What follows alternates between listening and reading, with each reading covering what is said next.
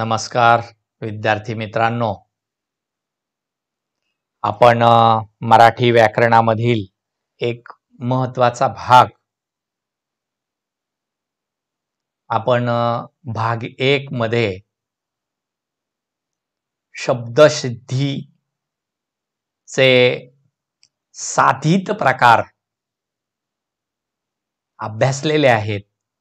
आज आपण या व्हिडिओ ऑनलाईन तासामध्ये शब्दसिद्धीचे भाग 2 मधील जो प्रमुख प्रकार आहे सिद्धी, या सिद्धीचे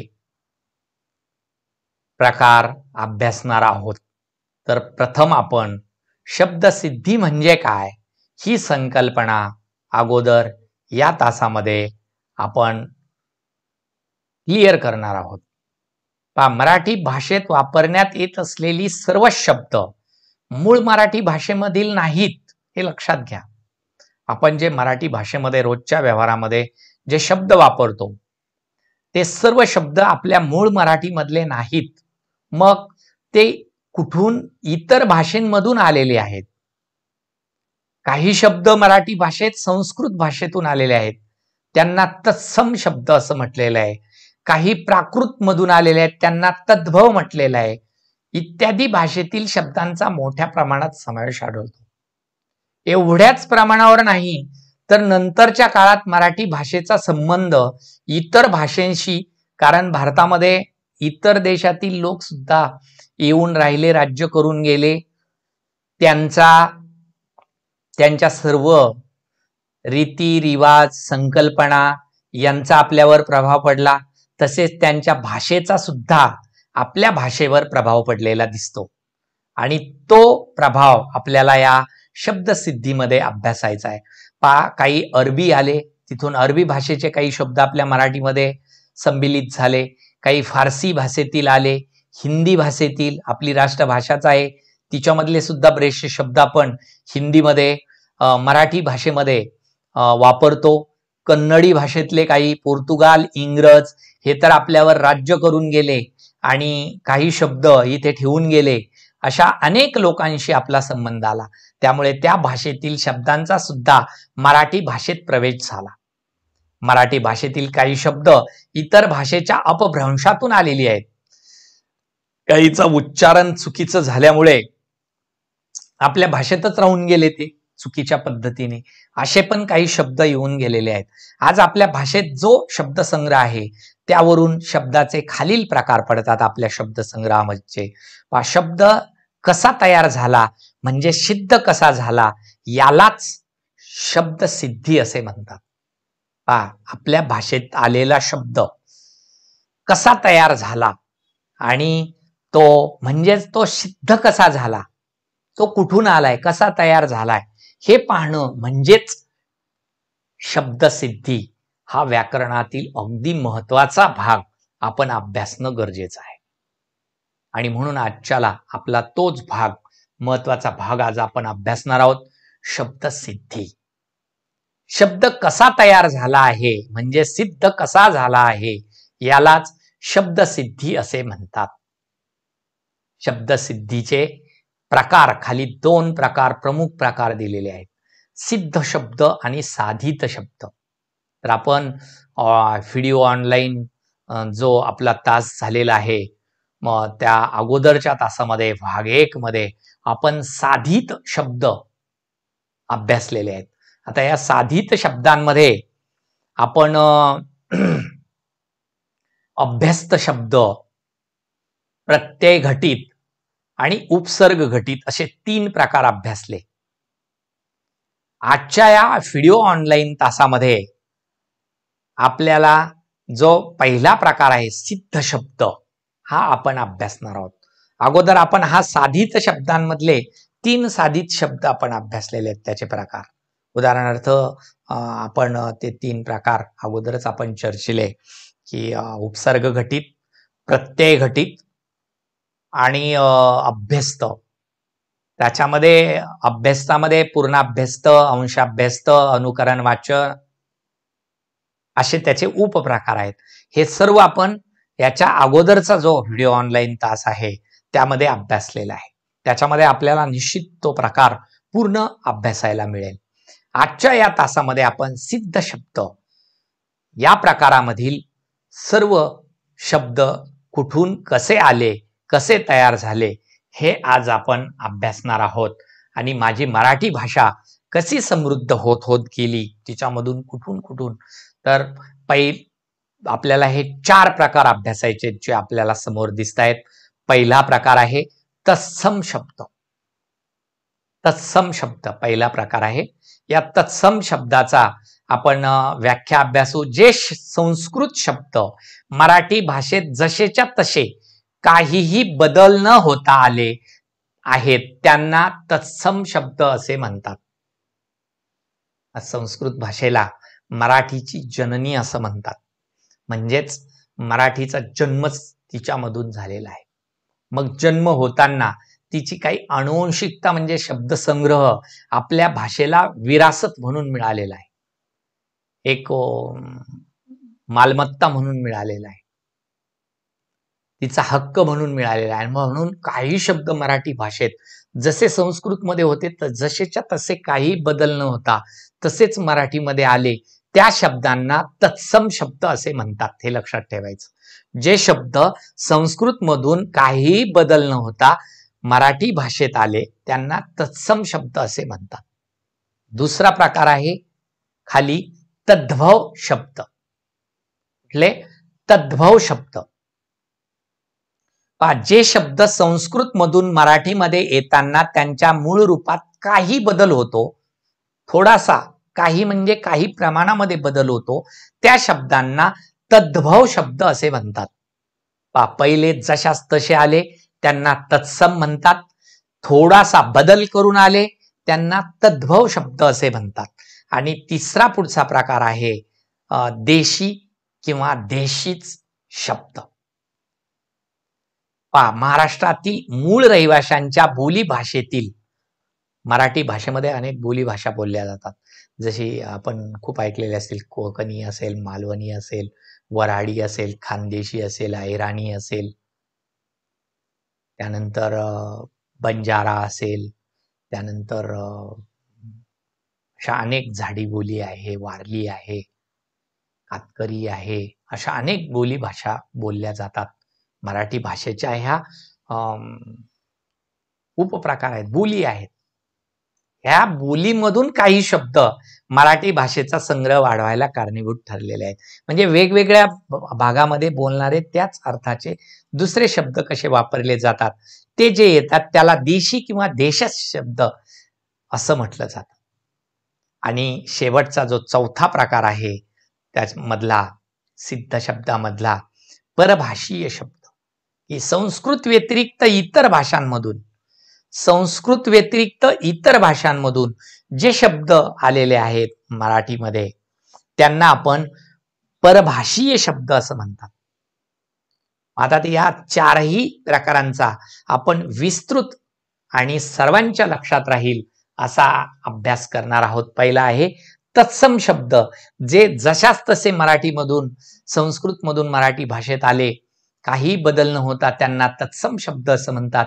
उदाहरणार्थ राजा, भूगोल, चंचू, पुष्प, परंतु, भगवान, कर, पशु, अंध, जल, दीप, पृथ्वी, तथापि, कवी, वायू, भीती, पुत्र, आद्या, आधापी, मती, पुरुष, शिशु, गुरु, मधु, गंध, पिता, कन्या, वृद्ध, धर्म, सत्कार, समर्थन, उत्सव, विद्वान, संत, निस्तेज, कर, जगन्नाथ, दर्शन, उमेश, स्वामी, मंदिर, तिथी, सूर्य, स्वल्प, घृणा, पिंड, कलश, प्रातः काल, दंड, पत्र, ग्रंथ, उत्तम, आकाश, पाप, मंत्र, शिखर, सूर्य, सूत्र, कार्य, होम, गणेश, सभ्य, कन्या, देवर्षी, वृद्ध, संसार, प्रीत्यर्थ, कविता, उपकार, परंतु, गायन, अश्रू, प्रसाद, अब्ज, राजा, संमती, घंटा, पुण्य, बुद्धी, अभिषेक, संगती, श्रद्धा, प्रकाश, सत्कार, देवालय, तारा, समर्थन, नयन, उत्सव, दुष्परिणाम, नैवेद्य, असे अनेक शब्द इथे उदाहरण म्हणून काही दिलेत. आपण उत्सुकता असली पाहिजे आपल्याला की आपल्या मराठी भाषेमध्ये कुठून शब्द आलेत, संस्कृत मधून कोणते आलेत, इतर कोणत्या भाषेतून आलेत, इतर भाषेतून येताना त्यांच्यामध्ये कुठल्या प्रकारचा बदल झालाय, हे सुद्धा आपल्या लक्षात आलं पाहिजे.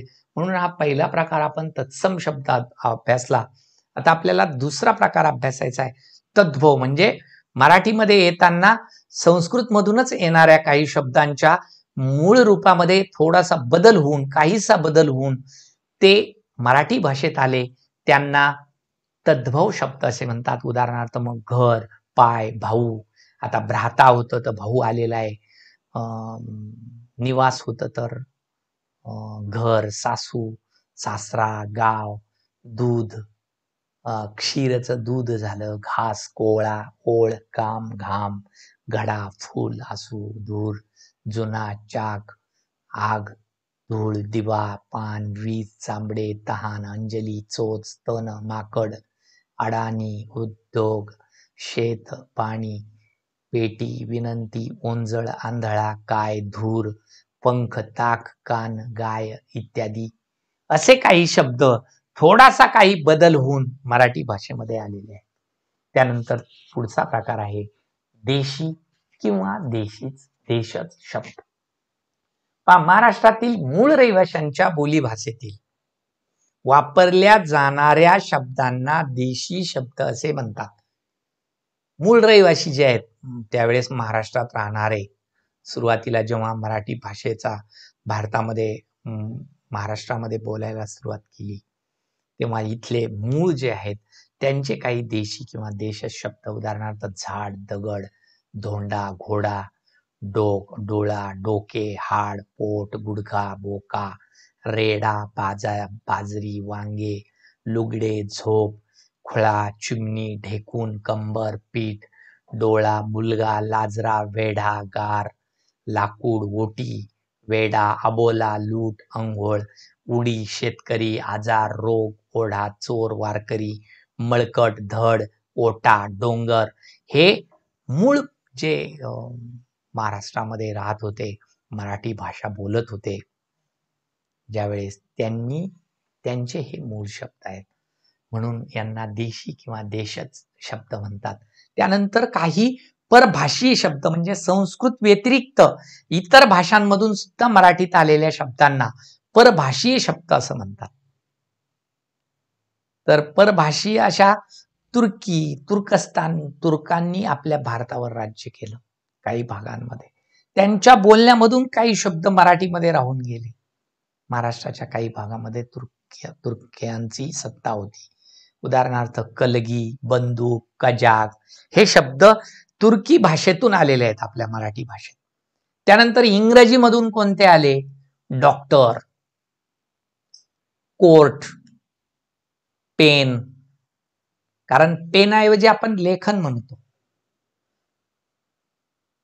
न्यायालय म्हणतो आपण कोर्टाऐवजी, पण आता कोर्टच वापरतो आपण, डॉक्टर म्हणतो आपण. हे मराठीतच राहून गेले हे शब्द, आता मराठी भाषेचे झाले. Parcel, cycle, station, hospital, bus, file, railway, pass, brake, cup, मास्तर, fee, ball, stop, office, agent, telephone, cinema, circus, pant, bat, post, ticket, driver, motor, conductor, number, teacher, sir, madam, paper, nurse, patient, injection, button, dress, glass इत्यादी असे अनेक शब्द हे इंग्रजी भाषेमधून 150 वर्ष, जवळजवळ 350 वर्ष ते भारतात होते, पण 150 वर्ष त्यांनी सत्ता गाजवली. या काळामध्ये ते आपल्या महाराष्ट्रात खूप राहिले, मिसळले, आणि तेव्हा मग त्यांचे काही शब्द ते आपल्या मराठीतच राहून गेले. आपणही तेच म्हणायला लागलो. त्याच्या टेबलला टेबलच म्हणायला लागलो, नाही तर टेबल हा इंग्रजी शब्द आहे, पण तो मराठीत रुळला गेला. आता तो मराठीचाच झाला. त्यानंतर काही पोर्तुगीज सुद्धा महाराष्ट्रामध्ये होते, त्यांच्यामुळे सुद्धा उदाहरणार्थ बटाटा, जे आपण भाजीचा बटाटा पाहतो, बटाटा, तंबाखू, पगार, बिजागरी, कोबी, हापूस, फणस, घमेले, पायरी, लोणचे, मेज, चावी, तुरुंग, तिजोरी, काडतूस हे सर्व पोर्तुगीज शब्द आपल्या मराठीत आलेले आहेत. हे पोर्तुगीज शब्द आहेत. त्यानंतर फारशी काही शब्द आपल्या मराठी भाषेत आलेले आहेत.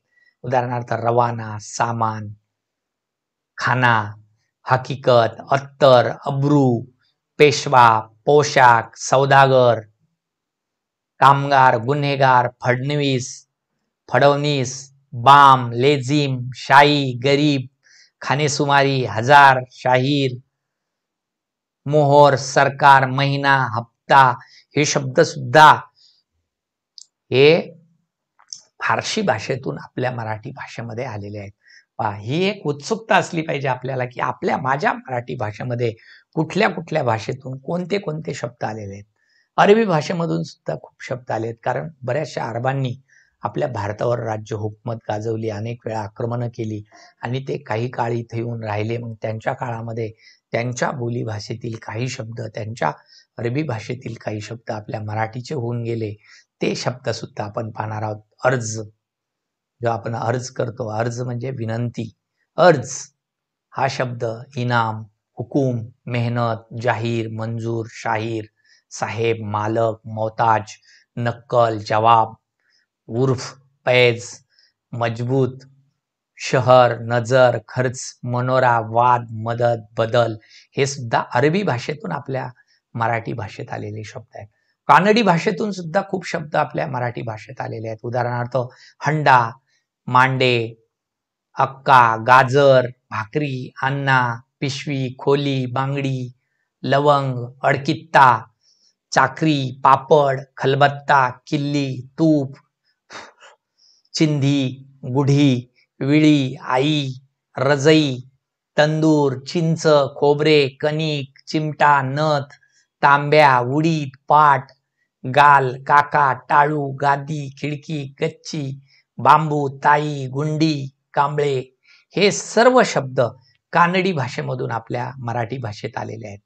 त्यानंतर काही गुजराती भाषेमधून सुद्धा, ह्या भारतातच विविध राज्यामध्ये बोलल्या जाणाऱ्या भाषा आहेत, पण त्यांचा सुद्धा आपल्या मराठी भाषेवर प्रभाव पडलेला आहे. गुजराती सुद्धा गुजरातमध्ये बोलली जाते प्रामुख्याने, तिचा सुद्धा आपल्या मराठी भाषेवर प्रभाव पडलेला आहे. तिचे काही शब्द उदाहरणार्थ सदरा, दलाल, ढोकळा, घी, डबा, दादर, रिकामटेकडा, इजा, शेट इत्यादी हे सुद्धा गुजराती भाषेमधून शब्द आलेले आहेत.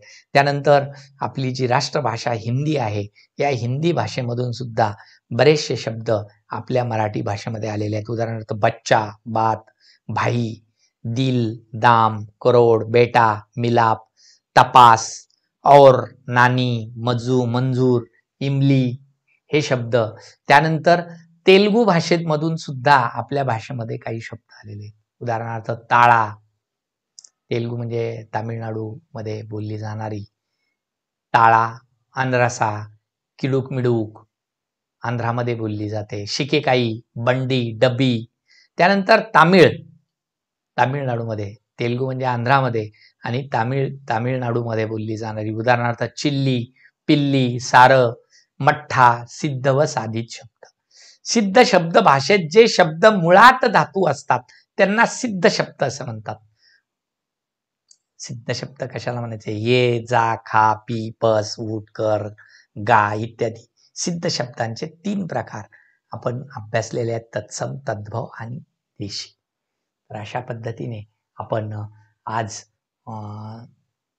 हा महत्वाचा जो भाग आहे, शब्दसिद्धी म्हणजे काय, शब्द कसा तयार झाला आणि सिद्ध कसा झाला, यालाच शब्दसिद्धी असं म्हणतात. याच्यामधला सिद्धी हा प्रकार आपण आज, सिद्ध शब्द हा प्रकार आपण, सिद्ध म्हणजे सिद्ध केलं की हे कुठून आले, कुठल्या भाषेतून आपल्या भाषेत आले, त्याचे सर्व 4ही प्रकार आपण अभ्यासलेले आहेत.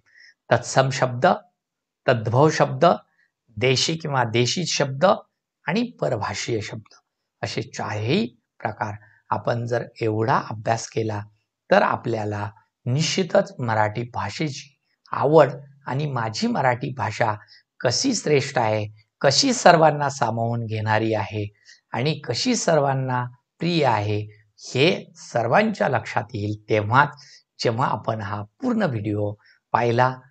त्याबद्दल धन्यवाद.